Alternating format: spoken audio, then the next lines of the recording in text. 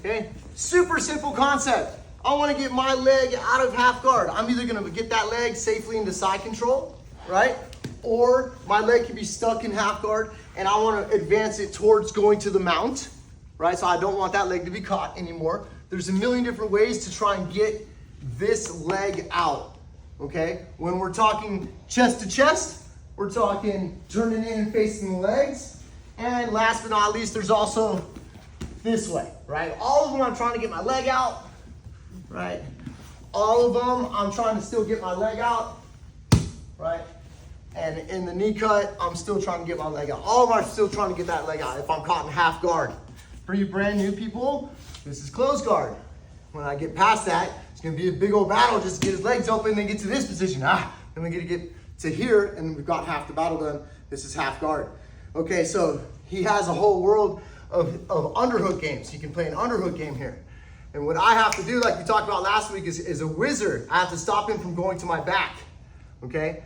Like I showed a second ago, I can do a reverse half guard where I can be here. This makes it more difficult because my back is now against the mat, so he doesn't have back exposure. But if we're just gonna stay in this world right here because of the Darce choke and stuff today, I'm gonna show you a couple movements. I have to have this wizard, all right? And he has half guard, whether it's here right now, or if your knee's through, it's not a big deal, but he's got the ankle closed over here. I'm gonna punch straight down to the ground.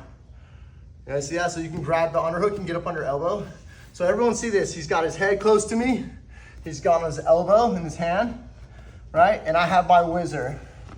I'm gonna punch like down to the ground, see that? I'm gonna punch down to the ground. I can lay heavy on his head. He wants his head to be here. I'm gonna show you 3 different ways to do this.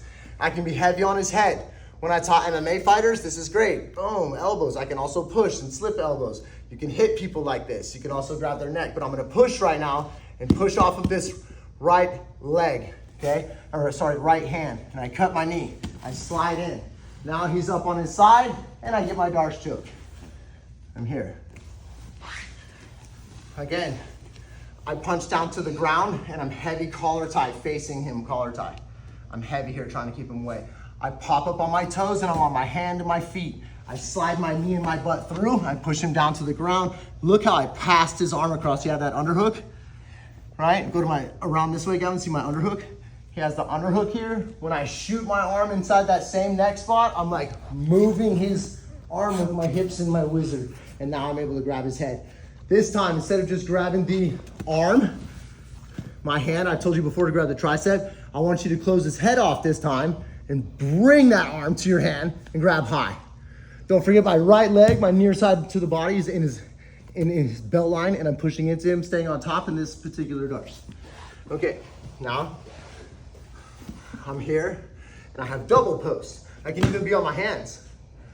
Okay, so I'm not here this time, I'm here. I post, I slide, and I shoot my arm through, cover his head, and I've got the Darce choke. I'm on nice and tight. Again, this one is a double post. He's doing the same thing every time. He's hugging my hip, he's up on his elbow. This hand, 2 hands, hand, whatever. I'm posting on the ground. Near side underhook, one of my favorite passes in half guard is a near side underhook. So I do this one kind of a lot, and I block his movement here. This also blocks him from going underneath to like reach underneath my leg. Yeah, going to leg locks, X guard, deep half, anything like that. This completely negates that, so I like doing this anyways. But my other hand is a hard whizzer, so he can't bump me. Post turn, and I'm passing. He tries to get up again. I'm passing that underneath, shooting nice and clean, pinching his head this time, getting the Darce. All right, so we have that one. Last but not least, I'm gonna post back up on the hip, and I'm gonna post on the head. And I'm gonna get super high elevation now, and I'm pushing, turning, and going past. And now you guys can do it with a little bit more freedom of movement, and I'm on top.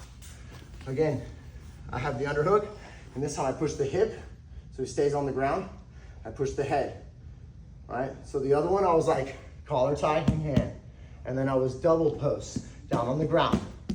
And now I'm 2 hands on the body, right?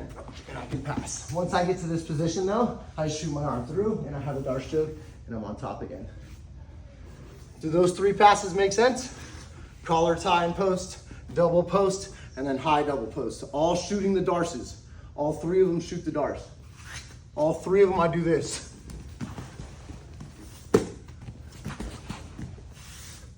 cut my knee, slide and hit my hip, right? And I'm posting.